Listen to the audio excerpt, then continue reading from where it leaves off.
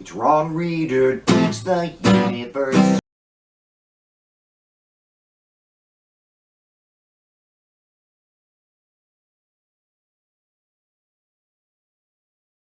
I'm Ron Reader, and this is Ron Reader Digs the Universe, and tonight, throwing ding-dongs at the WNBA.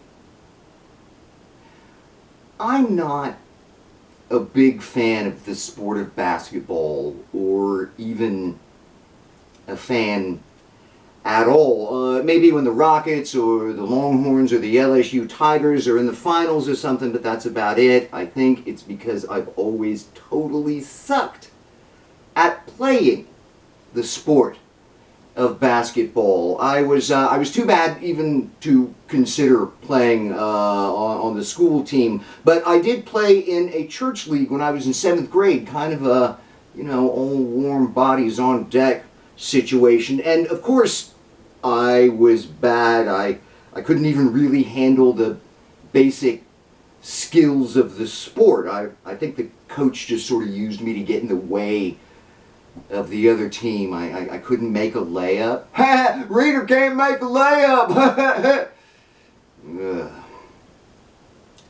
But I did learn enough about the game to appreciate it on those rare occasions when I watch one. I respect basketball, and I've admired a lot of the players over the years, and I have special respect for the WNBA and how they're crashing the male-dominated professional team sports party. Glass ceiling, my ass.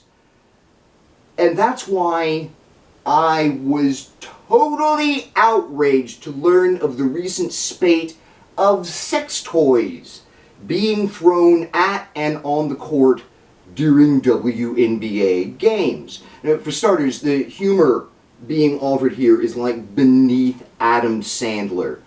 Sure, douchebag jock jokes can be funny under the right circumstances. It's a dildo. But, man, this is just mean. The league is working with law enforcement in an attempt to end this nonsense, and they've already made 2 arrests for some of the 7 incidents in cities throughout the country for disorderly conduct.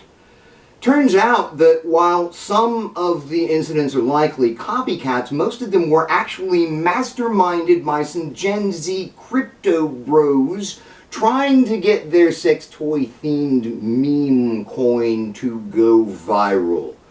They say the dildo bombings aren't against women at all, just an ad campaign, and they plan to do the same thing with male professional sporting events too, sometime in the future. Well, okay.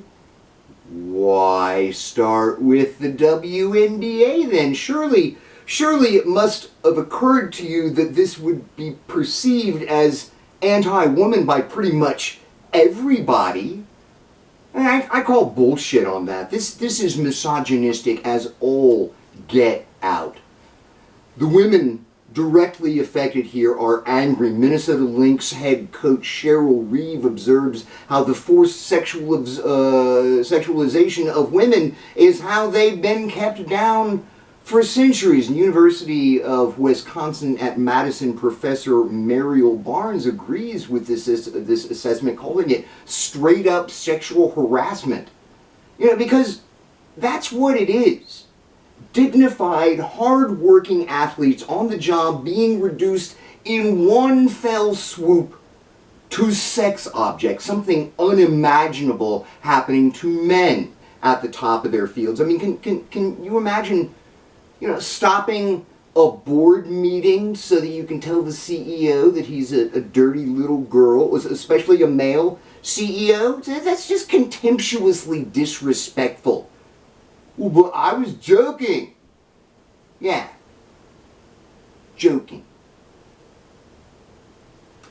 I know this brutal sex toy campaign is coming from what appears to be a fringe culture of online misogyny, but it is a fringe culture on the move, consciously trying to expand, recruit, infiltrate mainstream culture, which itself isn't doing too well in any case because the mainstream has allowed this space for tech, gamer, and crypto bros to exist without challenge.